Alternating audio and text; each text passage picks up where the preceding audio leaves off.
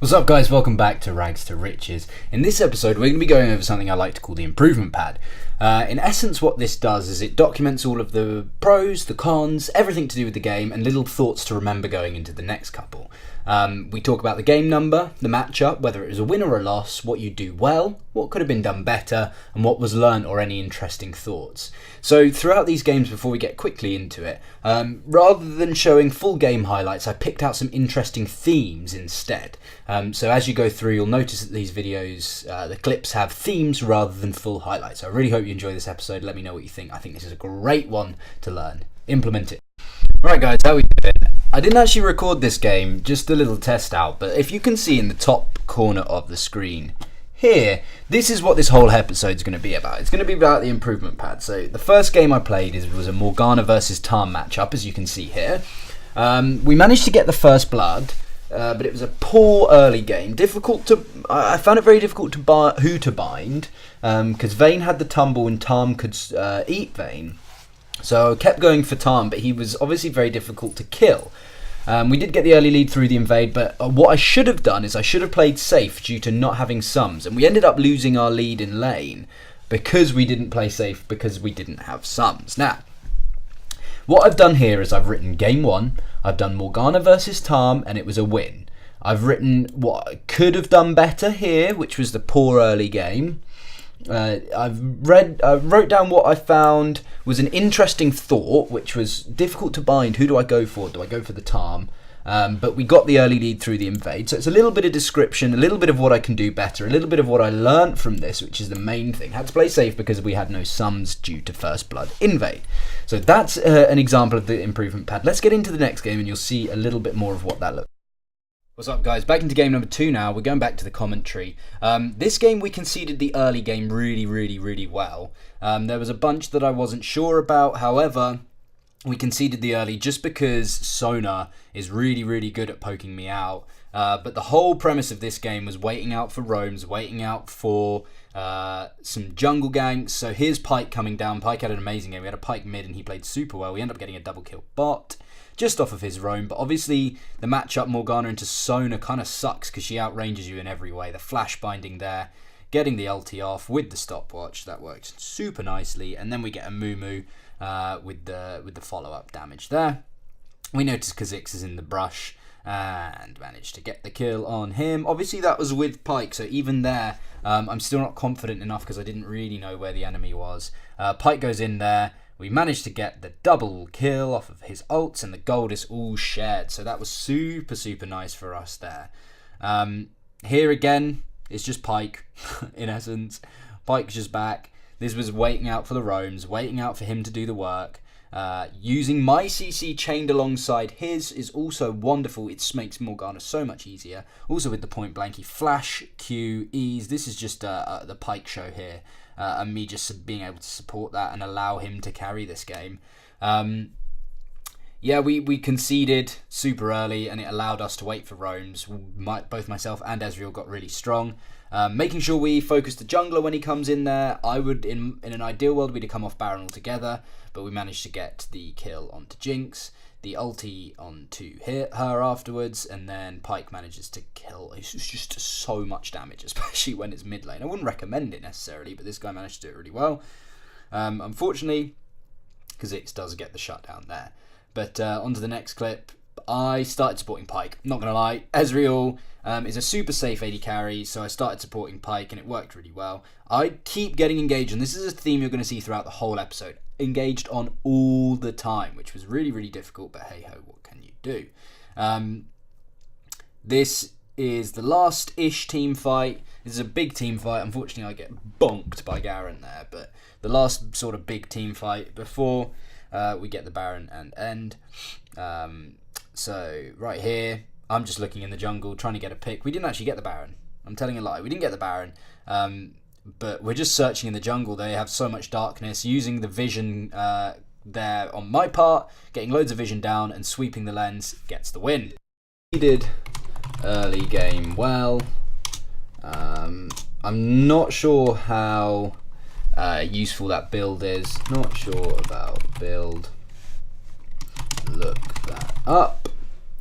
And then what I learned from this game is the ability to concede kill pressure. So on Morgana you do have a lot of kill pressure, but we got poked out an awful lot, but waited for roams and ganks.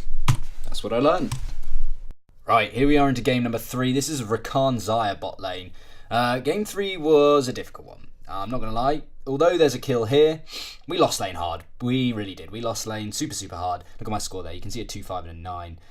But this game for me was about team fighting nicely. And this, mirroring the last episode, the last little clip there, was I just managed to tank so much of their CC. They were just throwing damage at me, which is kind of fine because Rakan's slippery as it is. But it worked out really nicely. They threw a lot of their damage and a lot of their CC chaining on me instead of the people that mattered. Obviously, we have Malzahar who does a lot of damage, a lot of backline DPS. We have Xayah who does a lot of damage. I'm chaining CC with the Malzahar ult. You can't miss the Malzahar ult. So chaining it onto that when the target's right was really good. I think the difficult thing here was I didn't respect Morgana early. I really should have respected her Q, bearing in mind I play her quite a lot. I didn't respect her enough as I should have. But because in this example right here, they used all their CC on me, they didn't have that to follow up onto the AD carry or the Malzahar. We walk away with a bunch of kills. And it literally from there just snowballs. We just get mid lane and it's off this push. I'm peeling here, just focusing on getting Xayah peeled, trying not to die, being slippery, and making sure Xayah stays alive. She ends up getting a bunch of kills off of that. And another one. She doesn't get the Lucian in the end, but that is literally the way we won that one. Team fought nicely, tanked a lot of their CC and damage, whilst knowing to peel but not always engage. Xayah was really fed, so I was peeling for most of that and built accordingly. That's a good one. Built accordingly. Then what didn't go well? Caught a bunch early. Don't disrespect the Morgana early. And what did I learn? I learned about adapting to a different play style mid-game. Engage to peel. Here we go. This is Morgana versus Lux. This was a really difficult one. Lux has a lot of CC, well, not a lot of CC, but a lot of damage, and it's very difficult. But right here, we're playing it with Varus. We get ganked a lot in this one. I should have taken it way easier in the early game because we do go super far behind. But we end up walking away with a win on this one, literally just because Aatrox was getting super strong. We didn't play the early game well, but I got the black shields super well in the right targets at the right time. To learn from this one, use your Q sparingly. Take notice of that. Boom! Game 4. Morgana versus Lux. It was a win. How did all of this go? This is an interesting one. This was just straight up Aatrox carried. So let's think about this. Needed to not die as much early, but what did I do well first? Black shield was on point past lane phase. Not very good during lane phase. Actually didn't know if it was control or alt to black shield myself. Take it. So the thing that I learned is taking it easy early game and lane phase. Morgana is totally dependent on her Q hitting. Use it sparingly. Better to hold than to miss. That's what I learned for this one. Boom. Now this one was an unfortunate one. My mid laner really wanted to play Yuumi and was going to troll otherwise, so I ended up taking mid lane off of the mid laner. The laning phase, man, I'm not sure how good these people are at laning. Maybe it's just because I knew Morgana well, but I actually get a first blood off of invade, and then I get a double kill here, just because they don't respect the Q duration is mad. I was maxing W as well, so there's a lot of damage there, but the W is basically there just to push for me. It was a bit of an awkward one, as I say. I get another kill here. I ding 6. My flash comes up. It's all perfect timing. I just go in, get the kill on to Orianna, and then sort of moving on from there. There's a fight mid, and you can just see Yuumi in action, man. I'm not sure what this champion does. We do get a double kill. I get one of them, and then we end up killing Pantheon, but I just don't know what Yuumi does. So I'm pushing the lane, and Kayn comes up. I guess I whiffed the spell shield. Again, Yuumi, I'm not sure what that champion does. I end up dying, which is really unfortunate. But it's just, in essence, the clip back there where it seemed that nothing happened was me just not matching the roam of Orianna. Despite being far ahead, this is the turning point. We all just sort of die here. There's a lot of deaths. And again, Yuumi, I'm not sure what she does, but we all just die here. There, what I've put so far is I was on an off roll. I did well early, but needed to match Orianna's roams. But the difficulty was, if you don't match someone's roam, you try and push a lane in. But Kayn was mid so much that pushing the lane in was really, really difficult. I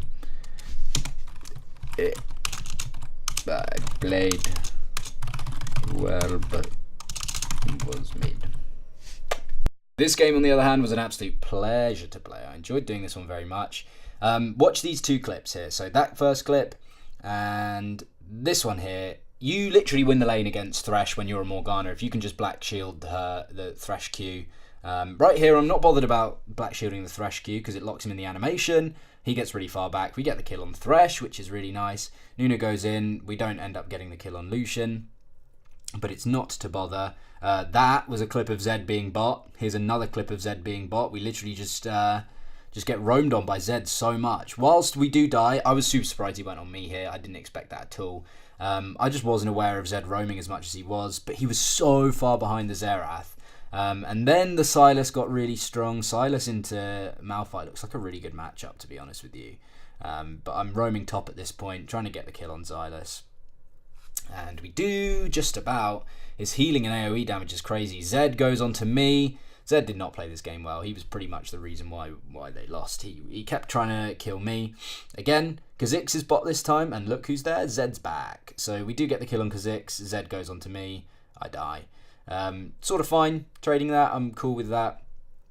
But again, Sylas, you can just see his strength here. He was playing the game super, super well. Just peeling for our teammates in this scenario. And we literally win off of that, which sounds super, super weird, but the push on the bot lane is how we won that one. So, what went well that game?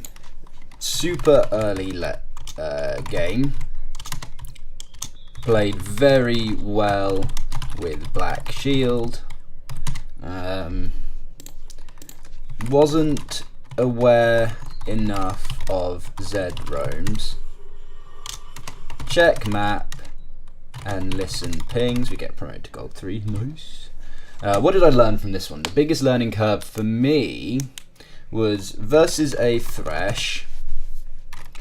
Focus on landing Black Shield where needed.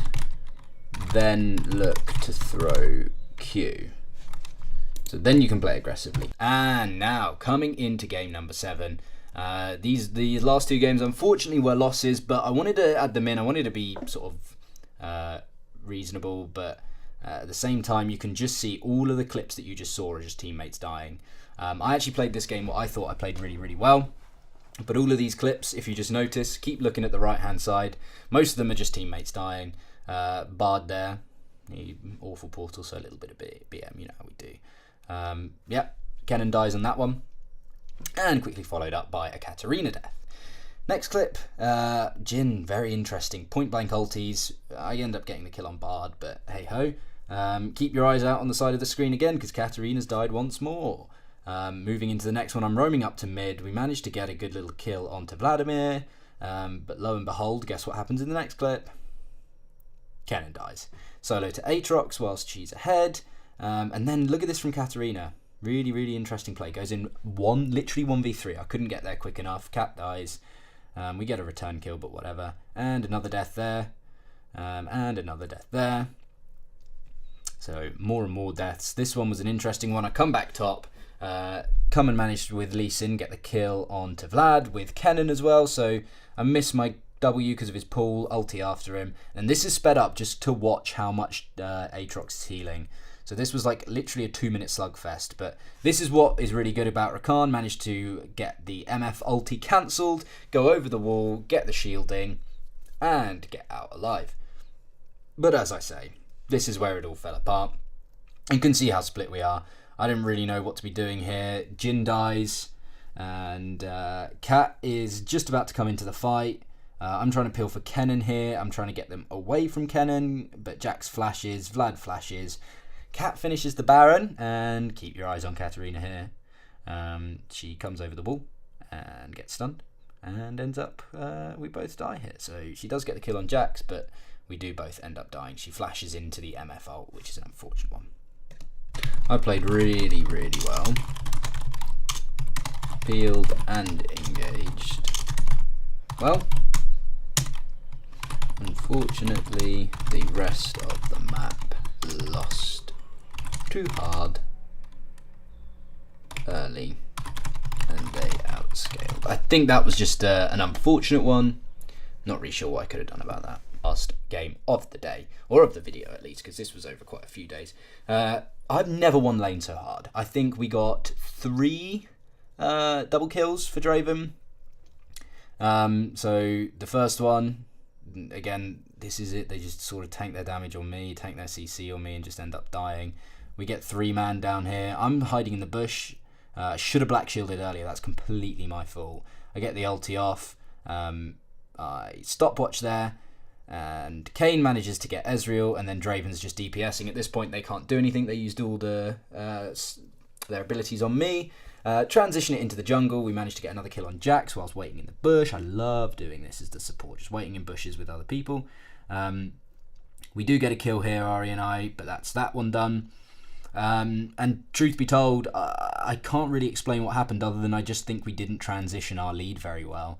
As you can see in this clip, I'm 0, 1 and 10, so those 10 kills are pretty much, I think 7 or 8 of them were on Draven at this point, so he was huge. But it doesn't really matter how well you do in lane sometimes if the rest of the lanes can't win and you can't transition that. So Draven's 10, 4 and 3 here, and we managed to get a steal on. I black shields the Jax stun, we killed Jax. Yeah, everyone just ends up sort of dying really. We managed to get Fiora and, well, no one dies, just Shen dies, and then we managed to get the kill. Ooh, the black shield just to save him. It was just a really difficult game, man. This is the end of it all. We go way too ham. I can't follow that. Well, I can, but I don't want to. Ahri does, but she ends up ulting out.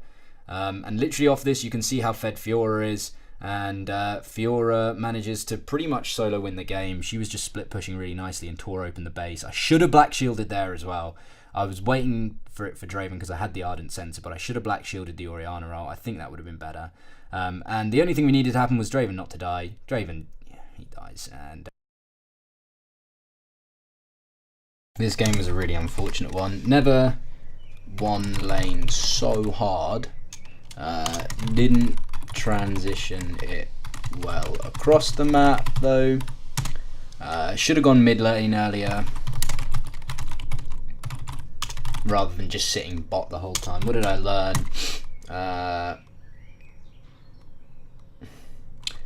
Easier to focus on one thing. So peel is what I should have done this whole game and just sat on Draven really. So guys, that brings Rags to Riches episode 2 to an end. I hope you enjoyed that one. Why not try the improvement pad? If you do try the improvement pad and you get the success that I got, which was 1, 2, 3, 4, 5 out of 8 wins, which is pretty good if you ask me. If you get any wins off of this and implement this into your game, let me know. At League Talk Show on Twitter. You can subscribe to the channel, subscribe to the podcast. I would love if you could give some feedback at all, whether that's a review for the podcast, a comment down here, or a DM on Twitter. I would really, really appreciate that. So guys, I hope you enjoyed the episode, and I will see you in the next one.